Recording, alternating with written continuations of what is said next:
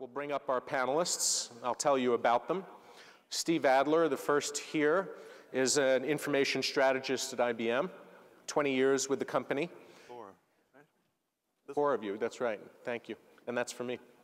A data scientist, an open data pioneer, somebody whose research is very solid, very deep, deep in the science, and now spending a lot of his time struggling through the challenges of the open data revolution, building the standards, building the tools that allow people to access those kinds of data sets that we talk about here. Next to him is Jerry Pfaffendorf.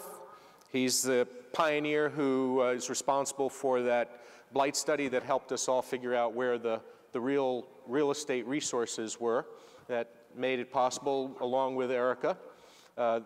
This is something which you're going to hear more about as we have. But mapping the assets of a city, making it visible, making it available, making it touchable by everybody. Erica Raleigh, the director of Data Driven Detroit, one of the founding members of that organization, also deeply involved in helping Detroit bring its assets to light, bringing its assets to life. And a pioneer in civic hacking and open data, who's sitting in really what was once upon a time a unique role. Now there are others who share the title of Chief Performance Officer for the city and county government, in his case of Denver. And David Ettinger was the initiator with Mayor Hancock of the Peak Performance Initiative to really look at what, if we talk about reinventing government, what does it mean in the real world at a practical level? So I thought, just to start, maybe I'll ask each of you to give your comments about this, this theme I'm hearing, the buzz I'm hearing, which is we're leaving the phase now, maybe at the right time, where the open data hype and the hacking fixation is behind us, or going to be behind us. We're entering a new phase where we're getting serious and more mature in cities about utilizing data intelligently to, take the power of the data and turn it into something useful for citizens. Can you give us your perspective about where we are in the evolution, Steve? Well, I don't think we're leaving yet. There's still a lot of cities who are doing a lot of hackathons, and there are a lot of developers who are really enjoying it, and it's a great activity, but I think a lot of cities are beginning to realize, okay, we're doing these hackathons, people are getting beer and pizza. How many citizens are really using the data? We have a lot of data supply out there, but we don't have a lot of demand. And we don't have a lot of citizens who are using the data on a regular basis. And I think, whether you're a city or a state or a national government, we should be thinking now more and more about how do we make this data relevant to citizens on a regular basis? How do we increase the demand for this information? And how do we take advantage of the skill and resource that citizens have in your cities to help improve the city? One of the fundamental ideas about open data is, if we make the data available, we can solicit developers who have more skill and resource and time to improve, to provide new services and ideas to the city. But that only takes you so far. And I think we have to go a step further and start engaging with citizens directly. I participated in New York in the Big Apps competition this year, where we had 80 teams compete for 5 prizes. And at the end of the competition, well, we had 75 teams who didn't win. What happens to those apps? Well, sometimes teams continue working and they try to compete the year after. But oftentimes the apps just disappear and people move on, they work on other stuff. And even the 5 winners, there's really no guarantee that those winners will go on to engage the population, that there'll be widespread utilization of the data. And we're not even tracking that. Lots of cities aren't even tracking how much is the data being used, how is it being picked up. I think that's the next step forward for open data, is we start tracking utilization, start thinking about how do we generate more demand in the population, what new standards are necessary to share the data, not just with our citizens, but with ourselves inside of our government, cross-regionally, internationally. So it's now sort of time to say, okay, we've gone the first hurdle, we've done the hype work of getting it out there, we've got a lot of supply, let's work on the demand. Jerry, what's your take on where we are in the hopefully evolutionary process? Sure. So first off, I'll say that I can hate on hackathons as hard as anyone, but I would like to congratulate my colleague Mike Evans, who won the Meeting of the Minds hackathon yesterday. All bad, right? So I don't know. You know, Detroit is such a funny place. We have a whole different set of issues. Like, I don't want to say other places don't have real problems, because of course they totally do. But some of the problems in Detroit are so large. I feel like any time that we can do a better job, even incrementally, of making information more accessible, either from one city department to another, or from the public to a city department, you see impact happening. Like the project that Erica and I worked on together starting last winter was going out and visiting every single property in the city of Detroit, which is known to have a large blight problem. You know, it's known to have a large vacancy problem. It's known to have a large architectural distress problem, however you want to say it. But nobody had really gone out and kind of made a granular image of that before. So as people tried to solve problems, it was always like, oh, there's a bunch of stuff over here. We should send out, you know, bulldozers, ragtag over here, or we should spend government funds kind of willy-nilly over here, or we can focus on this area this year. And meanwhile, you know, residents were writing down addresses on scraps of paper, handing them to city council members who would try their best to email them to the right person, but they'd probably end up in the garbage can or the recycling bin or wherever, you know, eventually. And so by working on an open data project like that, you know, we found ourselves immediately sharing crucial information, not just opening up information to the public that city service departments had, but also, you know, both informing the city and residents at the same time. And my God, if that information wasn't acted on, you know, immediately. So it was like finding a real pressing problem and then matching the data to it. I personally have not felt the open data hype thing one bit working in Detroit, because the problems are so actionable and necessary to work on that it's like, I don't want to necessarily say life or death, but in some situations actually probably. It's at least quality of life or death style situations. So I don't know, that's a little perspective just coming from locally. I don't feel it at all. It feels like there's so much work left to do to make real actionable stuff every day that I haven't felt the hype part yet, but I can understand it kind of looking. I'll share one anecdote quick, shut up, but I was in a city that will remain unnamed recently, and I was talking to somebody from the local Code for America, like brigade piece, who was, and it wasn't just Code for America stuff, but they do work in the kind of domain of hackathons, and I was like, what's the biggest project that you guys have had impact with in the city? And I was amazed at how long it did take to say something. You know what I mean? It was like, well, there was a bus got shown incrementally, like there was transportation thing, and there was a data set here, and it was kind of like, whoa. So anyway, just to say that I can relate to that. Good question. You've answered the question people asked, which is why did we bring it to Detroit? Most folks in the room know why we did, but you've helped clarify, which is this is a place that really can use it and does use it effectively.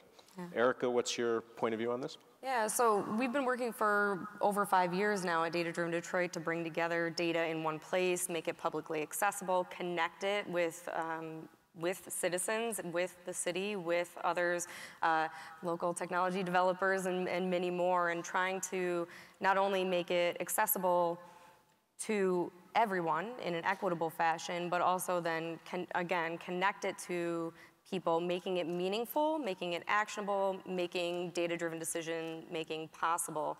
And I've been working at D3 for nearly 6 years now, and I would say that it's just in the last year that I feel like we are having a real impact, and I can see the change in the culture shift here, just in terms of, again, actually needing to use that data, actually needing to have it at your fingertips and be able to make strategy both high level from aggregate data, and then also being able to implement and operationalize a strategy based on the fine-grained information that we're able to provide. It's been very, very interesting. I'll say also we were partners on a project 5 years ago to collect residential property condition information for 350,000 parcels in Detroit, and we did it all with paper and pencil. And it was only by partnering with local technology firm, Livable Technologies, that we were able to actually get all of that 380,000 parcels of data collected in 35 working days with under 200 people. It was an amazing accomplishment, and we got it done in time for the city and other implementers to actually use that information and implement a strategy. So it's been amazing to me to watch the change in the culture and just the hunger for data to actually start to erupt a bit.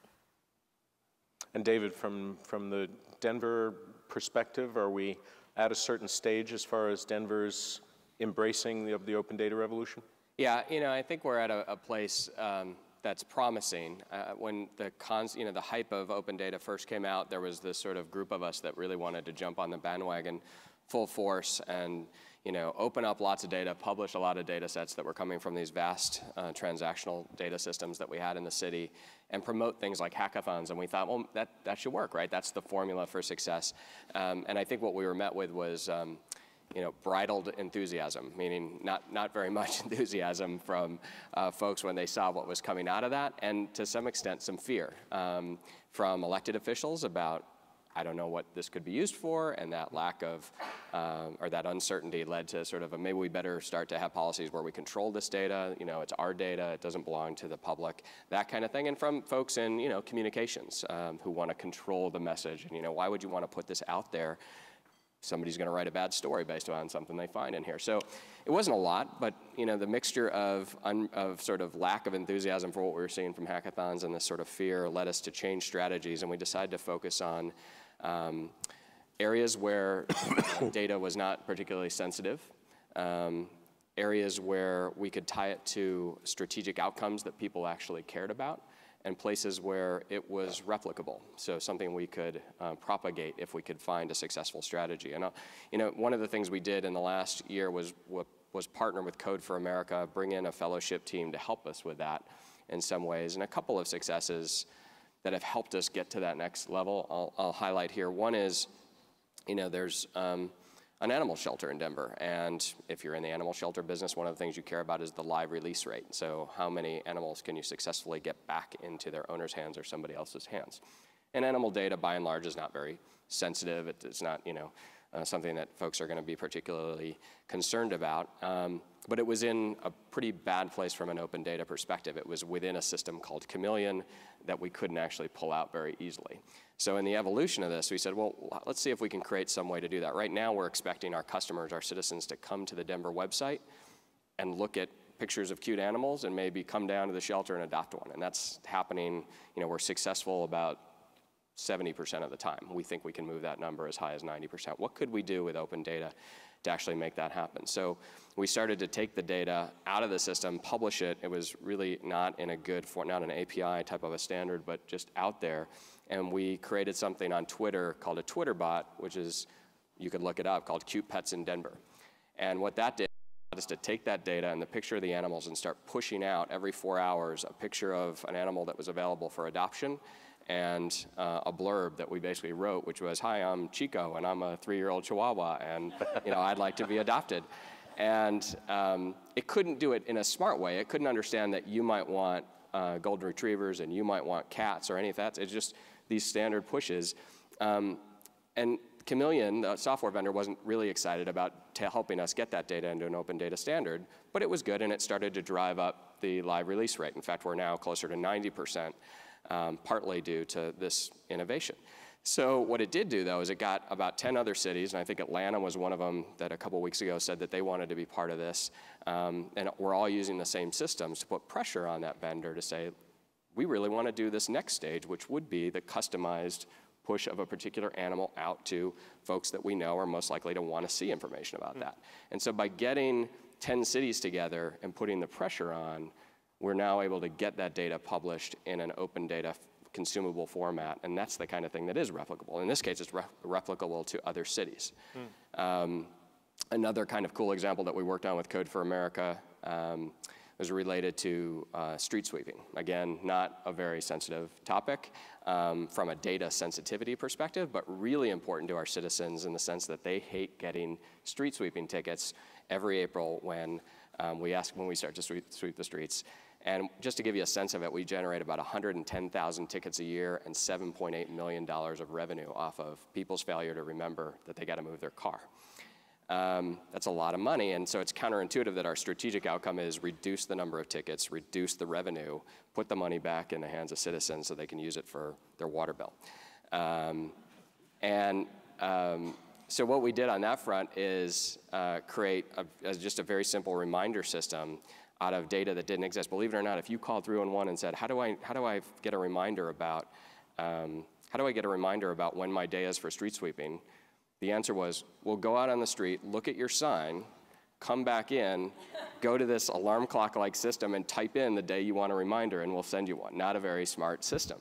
So we just generated a very simple reminder system, but we had to digitize all that data first and essentially get it to a point where we could send you a text message or an email or whatever form of communication you wanted when you wanted that reminder, with the strategic outcome being drive down the tickets, drive down the revenue, and really the outcome being help make citizens believe or help citizens think that we're actually trying to help them, because this isn't about money, it's about environmental health and cleaner air and water, not driving ticket revenue. So with that system, we're hoping to drive that strategic outcome. And again, if we can do it with street sweeping, there's literally dozens of other schedules and things like that we could do at the city. I went to the Denver.gov website and I typed in the word schedule and I got 100,000 hits.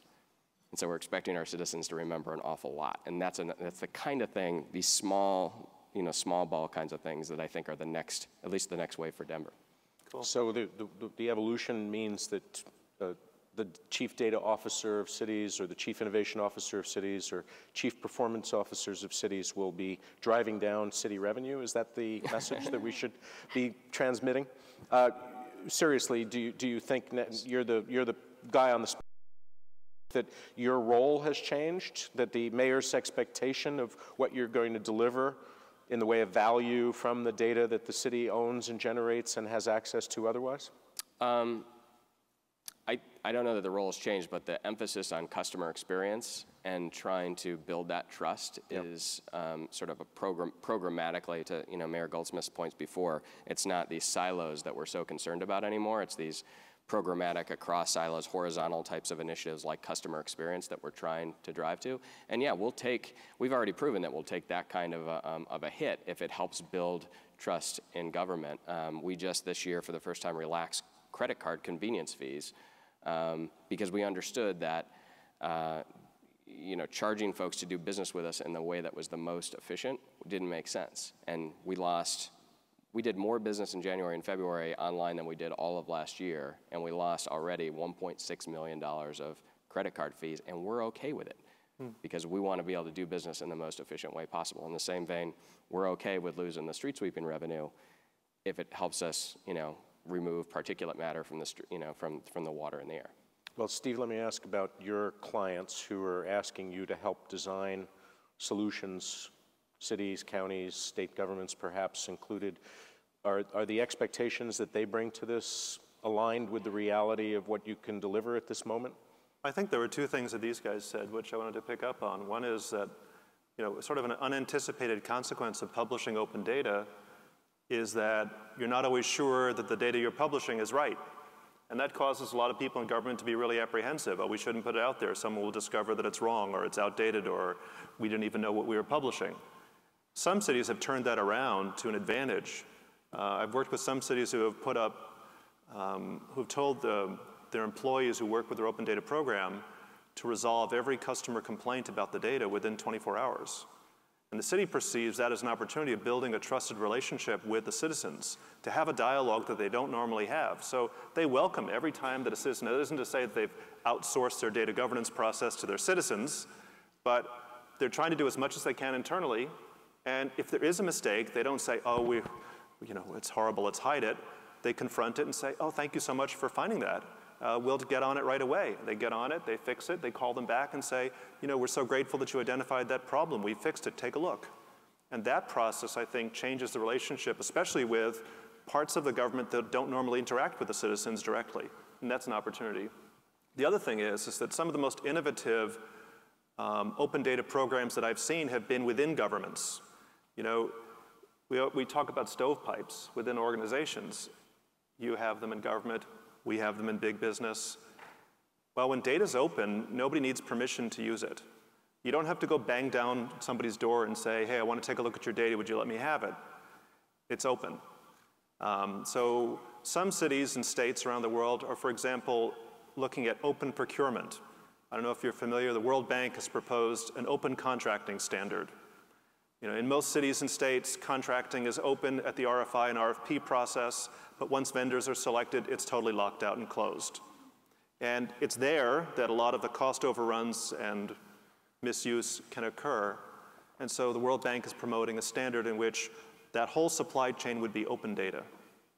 And lots of cities and countries around the world are looking at that because they see it's an opportunity to take data out of proprietary independent procurement systems by every department and lift it out and analyze it themselves, sharing data across organizational stovepipes and silos. And some of the most exciting data jams that I've been to have been within the Department of Commerce, within the Department of Agriculture, that have looked at their data and said, how can we use this data more effectively internally without asking permission? How can we share it? How can we leverage it? So I think there's a sort of another unintended consequence of open data is that governments themselves can become more aware of the information they themselves possess. I think that was part of your points too. Well, and that's relevant to Jerry and Erica here in Detroit. You know, you've got the judge deciding the future of the city this week and next week and however long that may last, hopefully not too long. And after that process and the city is out of bankruptcy, there's going to be a flood of new initiatives that the city's been holding back on. You had, you know, to essentially fill a gap that the city should have filled for itself. You came up with a creative strategy to cope with a challenge that the city might have taken a long time to solve, and you two dealt with it very creatively. If you had a wish list of things that should be on Mayor Duggan's first priorities for unleashing the power of the city's hidden assets and hidden treasures to get the city back in track, do you have a wish list of things related to this? Absolutely. Number one thing is property tax overhaul. Absolutely. The property taxes in Detroit are so messed up beyond belief that it's hard, even when you see the data, when you see how many properties are foreclosed on or foreclosable, and you see the ticking clock of uncollected revenues that are supposed to make city services function, right, which is one of the number one problems in the city. Oh, and P.S., the city just went bankrupt, so that all ties back to the revenue you're supposed to collect to pay city employees and pensions and services and all of it. I'm going to try to make this as not nerdy and as fast as possible. I apologize. So this is really important. If you want to look at it, I have to give a little plug because we have the maps there. Detroit.whydon'tweowntthis.com is a site that we run that has information about every property in Detroit. And one of the things that we've been tracking for years is tax foreclosure and property tax distress and delinquency in Detroit. And currently, there are 24,000 tax auction properties for sale in Detroit today. The auction is like happening right now. So this is the proverbial $500 property generator in Detroit.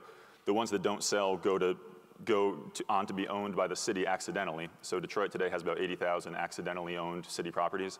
So these are non-tax producing, non-revenue generating properties. And these are huge overlap with the blight that we discovered through Motor City mapping. It's tax foreclosure properties, sort of no surprise, tend to be blighted properties. Currently, what's happening for next year is that there are 100,000 properties in the city.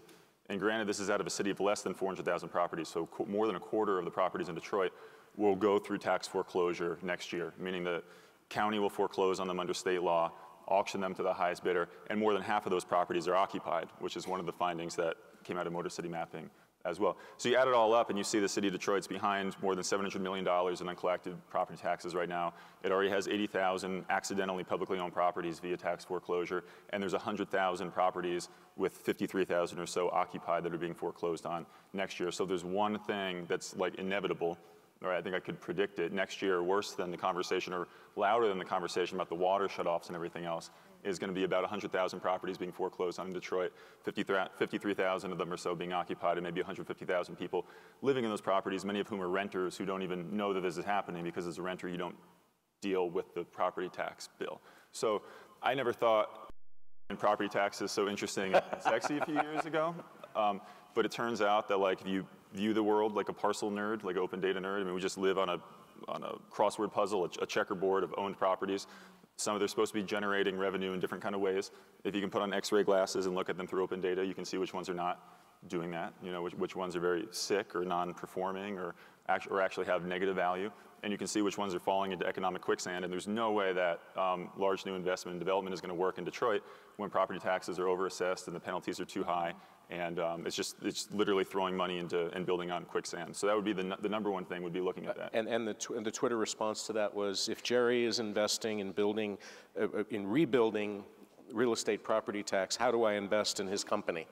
Right. Well, that's a longer thing. I'm going to shut up. We can talk after the thing. I got ideas for making it a little bit more like Kickstarter works.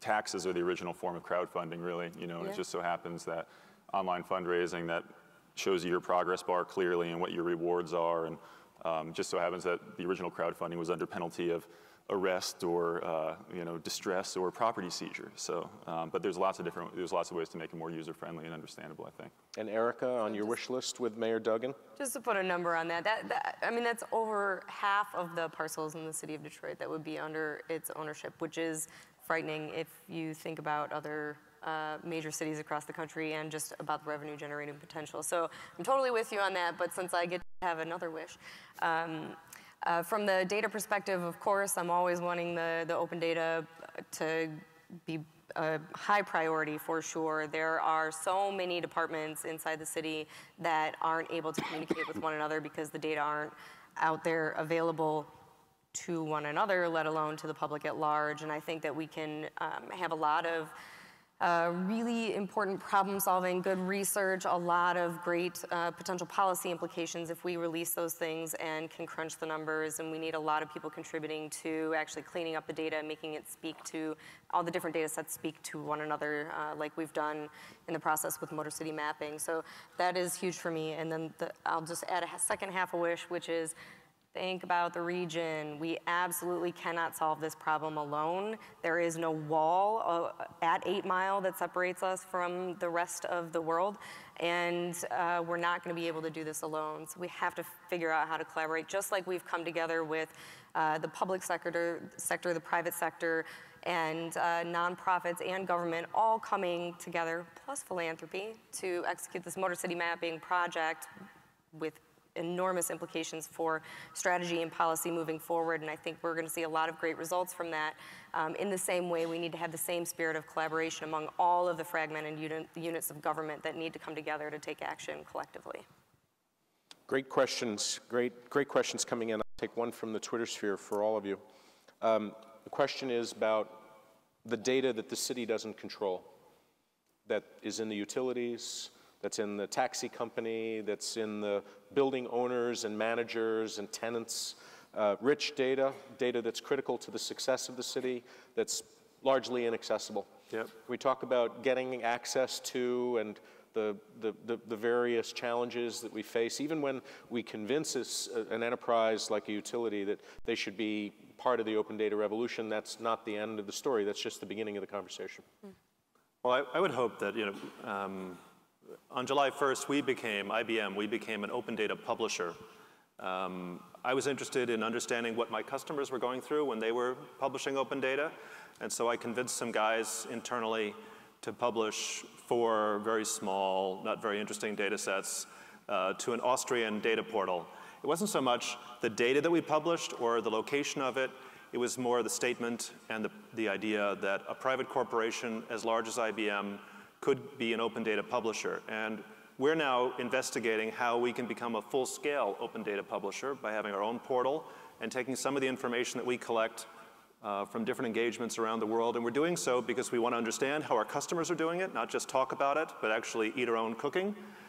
And we also want to do it because we want to encourage other companies like Cisco and other private organizations or NGOs in the room. All of us have value could use that we're probably not using to its fullest extent. And I would encourage everybody in the room to think about becoming an open data publisher, if for no other reason than linking your data in your city to your city's data benefits the public at large, it makes the city more efficient, and provides all of us with richer information that we can use to make better decisions. And I think that's the future where it's not just going to be, let's take advantage of this great leadership opportunity that public sector has provided. It's amazing, actually, that when you think about it, that this innovation has come from public sector. To me, it's just incredible. But let's follow the example, and let's be open data publishers ourselves and contribute the information that we can, not private information, not confidential, not trade secrets, not patents, but there's lots of other non-confidential information that we can share. And the more we put out there, the more we can federate it and use it and analyze it and help other efforts. So I think it's something that we're all going to do in the future. Well, we're at Cisco, we're doing something similar. We decided after learning a lot about how to train and educate our employees and building very valuable curricula around critical technology, like how to keep a network running in a crisis or in a disaster and make it resilient and make it available in cases where normally a network would go down, something that a lot of people want to know about. We decided that we would make that available for free through a network academy that we run that now has 1 million students on it at any given time. So it's probably one of the larger learning experiments in the world. You get a sense, Jerry, about this? Well, I just share, as part of the Motor City Mapping Project, we got utility data from DTE, local electric provider. And it was interesting, though, because we need to, that's under, like, we can't disclose that. It kind of factors into being another really good indicator if a property is vacant, obviously, if the utilities are cut off on it. And another piece, I'll just say now, which I do think is really fascinating, is we purchased US Postal Service data. They keep a list of like which properties are not picking up mail. It ends up being another important indicator of vacancy. Now that's federal, that's public information of its own sort, but they have somehow, however this works, there's like 4 companies or something that are allowed to sell it, and they sell it like exclusively as marketing information. They basically try to make it more affordable to spam people with pay. And it just so turns out that it's a really great indicator for finding out like the health and occupancy of cities and urban areas. So that's kind of interesting. And I will add, so, mostly because I do not want to upset the US Postal Service, but also because they do actually make aggregate data available. They could come at any moment, right? I need to get my mail. Newspaper. You don't want somebody going postal on you. Exactly. So they make these data available at the census tract level, which is a very reasonable unit of release. So sometimes when we're working with potential data providers or with people who, you mentioned fear at the very beginning, fear around sort of the cleanliness of the data or around privacy concerns, one way to kind of navigate around that but still have useful data is to aggregate up. So looking at some larger units of spatial analysis. And another way is to look at sort of like 1 year past or 5 years past and look at some trending information over time, even if you can't have the most recent data. So it could be one way to work with utility companies who are very concerned about privacy for their customers, absolutely. But if we're looking at a year ago, maybe it's not as scary. So something to think about.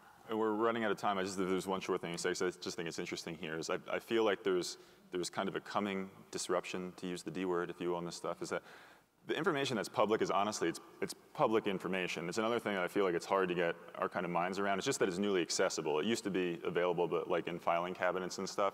And now that it's digitally shareable, and again, it's public information. It's supposed to be accessible to you, but I feel the same way I think everybody does, which is there's still a wall there. It's like, oh, it's public, but I'm not allowed to have it because it might not be safe for me or something like that.